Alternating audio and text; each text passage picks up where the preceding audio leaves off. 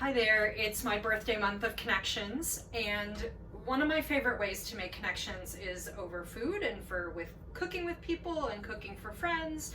And in this time of pandemic, that's a lot harder, right? I can't have people over to my place because I don't have any outdoor space for them to sit in, so I can't have people over. So I thought I would invite you in a different way. And so I am inviting you in by coming to a cooking through Zoom together. And I have a recipe picked out. It's tortilla soup. It's a recipe that I've used lots and lots of times, and we'll put it in the Eventbrite. It's in the Eventbrite event, a link to the recipe if you want to cook along. But one of the reasons I chose a soup, which seems a little weird for August, although I make soup all year long, by the way, one of the things I chose it for is because a lot of people get stumped by soup and think it's really hard, when it's in fact not all that hard at all. So one of the basic things though that you can start making yourself really easily is the stock for soup. And again, you're like, what? It must take 4 million hours and all kinds of things. That's not true. I mean, there is some time involved, but there's virtually no prep time involved. You have to have some time when you're home and the stove can be on, but that's it. So here's what I do for a basic veggie stock. So this is for veggie stock. If you're a vegetarian or vegan, you'll use a lot of this. So I have my stock pot right here. This is a really cheap one that I bought, I think, in college or soon after, so it clearly is not expensive, but I've had it for years. There are better stock pots than what I have, but so you want it doesn't have to be a stock pot, but a big pot that's gonna hold at least 12 cups of water, plus all the stuff that you're gonna add into it. I think this might be 16 cups or something like that, and this is what I typically make my stock in. So here's what I do for veggie stock. This is a baggie that I keep in my freezer, and whenever I'm chopping veggies and I have like the ends of celery or carrots, the carrot peels, I sometimes throw in potato peels, although people would argue about whether or not that's useful in a stock. I put in just scraps of veggies and I keep it in the freezer. I just throw it in this bag as I go. And then when I want to make stock, I have a bunch of stuff to use. There's no use in buying a bunch of stuff for stock. Stock by its definition is made out of leftovers, so do it that way. So I could put in the ends of onions, I put in like those little tiny ends of garlic, I put in the stems from kale. I figure it's good for us, right? I don't know if it adds flavor, but it's good for us. So the only thing I would say don't put in here are like really pungent veggies. I don't put in the ends of broccoli or cauliflower, things like that. And I don't put it, or I did this once and never again, beets or beet peels or anything that would make this a weird color, because you really don't want pink stock. I'm just saying. So not weird colored things, but anything you think is tasty and want to put in a stock. So when I want to make stock, all I do is I open this up and I dump a bunch of stuff, sometimes not even all of it, into the pot and add water. And then I do usually take a look at what was already in here, because it's going to be random based on what I have. The things you want to make sure you include, you may have plenty of these in your bag, but you want to make sure that there's some celery.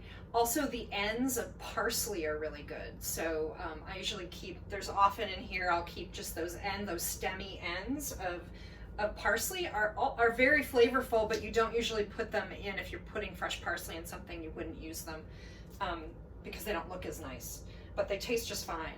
And you want to make sure there's onion. So if you don't have enough onion, chop an onion. And the great thing about stock is you don't really have to peel in anything either.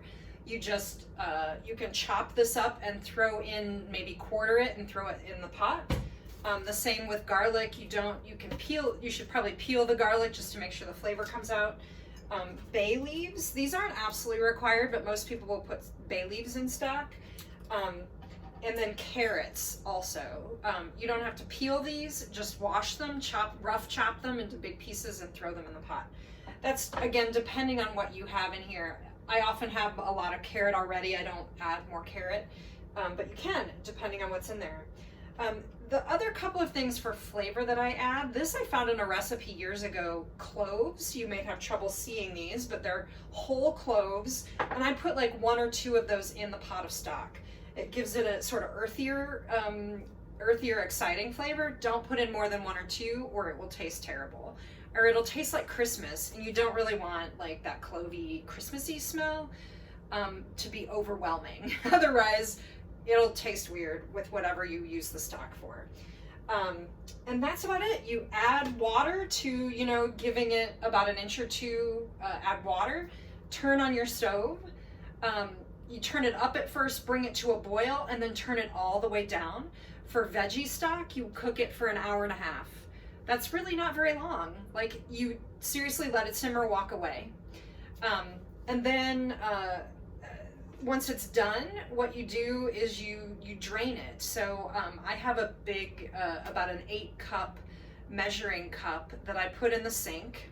Do this in the sink, otherwise it'll go everywhere. Put that in the sink, and I put a colander over that. And then I usually put a towel over that, like a tea towel.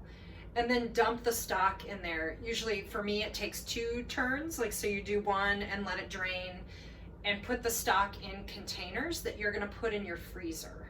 So put it in any plastic container, reusable container that you want, in whatever amount you want them to be in, that you're going to put them in the freezer.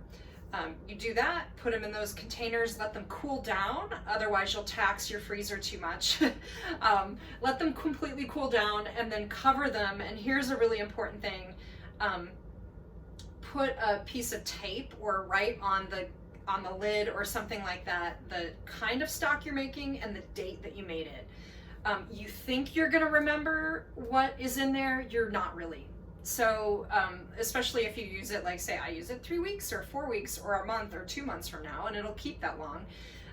Like, knowing the date that you made it and what it is in the container. So this is basic veggie stock. So this is sort of a basis for lots of things. If you want to make a stock with chicken, you would use these kinds of veggies, probably not as much, with the bones from a whole chicken. Like, if you got one from the roasting, you know, if you got one of those roasters from the grocery store, they're often like $5 or $6. Like, the bones from that, you can freeze those too for whenever you want to make stock, throw those in. And the same with beef bones. I know people use like rib bones or other things. I'm mostly a vegetarian, so I don't make that very often, but like beef bones can go in there as well. You can ask your butcher for things as well that would work. They often have like extra pieces of things they'll sell you really cheap. The same with chicken sometimes too. So that's your tip for today. Oh, and here's the last thing. Don't salt it. Salt will just confuse things. You don't know when you make the stock what you might be making it in, and so every soup is going to have a little bit different flavor profile, and you want this to be as blank as possible. Okay, that's your last tip. If you've made it this far, congratulations and learning with me about how to make stock. I will have a recipe for my make a meal together, for the tortilla soup that I'm going to suggest we make together, or just hang out with me. I would love that too. If you want to just like listen to me talk while I cook and have some conversation, oh my gosh, won't that be fun? You'll get to be here with me in my teeny tiny kitchen. It'll be great. All right, I will see you then. Bye-bye.